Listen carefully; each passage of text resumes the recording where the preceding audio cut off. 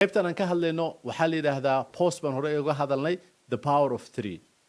power of 3 wax kasta oo aad ka hadlayso inaad 3 kaasho waxaa jira dadka aan wada shaqeynaa nin kamid oo Jonathan la yiraahdo wuxuu sameeyay 10 points on Monday ka hadlayna so I asked him about can you do the 3 points 3 points idea waan isla garanaynaa what is the 3 points so we know maartay what the 3 points are why 3 points ay muhiim u tahay saddex waxyaalood u tahay muhiim number 1 markaad wax ka hadlaysana 3 points ka dhigto ma badna wixii it's not a lot oo dadku ay ku wareeraan ma yaro wixii oo hal xaba ma ah wax dadkuna xasuusan kara way 1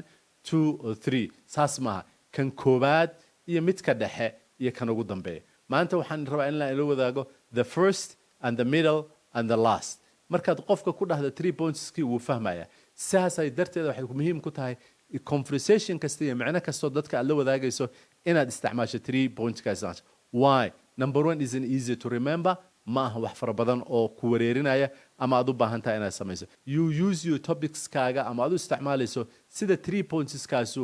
aad u kala shaandheynayso ama ay u kala horeeyaan usually had samaynin inaad u samayso kan ugu qatarsan kan ugu horeeya ugu samee kan ugu dambeeya inaad ka dhigto maxaa yeelay micno badan ay ku sameynaysaa number 1 marka waxaad u baahan tahay inaad ogsoon tahay 3 points waa easy pick up ka 3 points kana inaad ku soo celiso oo ku soo aruuriso hadalkaaga iyo speechkaaga dheeraa inaad saddex waxyaalood ku soo xasuusato waxay dhigi jireen marka speechka baranaynay 3 points ku waa mainka guriga aad dhisayso waa dhagaxa uu guriga ku taagan yahay ama foundationka uu ku taagan yahay ama tiirarka uu ku taagan yahay the rest of your speech kaagana waa shamiitadii iyo ciidii iyo biyihii la isku daray oo ka dhigaya guri ama ka dhigaya inuu taagnaado and that is the reason ka muhiimka ugu tahay number 1 isn't easy to remember number 2 is the 3 points ka inaad ku shaandhayso ama ku soo celiso waxa rabto inaad ka hadasho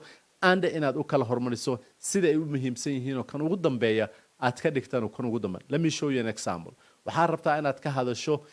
muhiimadda dhaqaalaha la sameeyo waxa rabtaa inaad ka hadasho dhaqaaluhu optionka uu ku siinayo waxa rabtaa inaad ka hadasho tibti aad qofka ku siin lahayd inaad dhaqaalaha ku siinayso sidaan hadda u sheego kala aad u sameynaysaa waxaad ka hadlaysaa tibtu inay tahay kan ugu dambaysa muhiimadda dhaqaale in la sameeyo sidii dhaqaale loo sameyn lahaa waa furfuridii hadalkii qofka minkiisa uu rabo inuu ogaado seen dhaqaale ku helay because qof walba dhaqaale waa jecel those are the 3 points aad u qorshaysanayso oo ay muhiim u tahay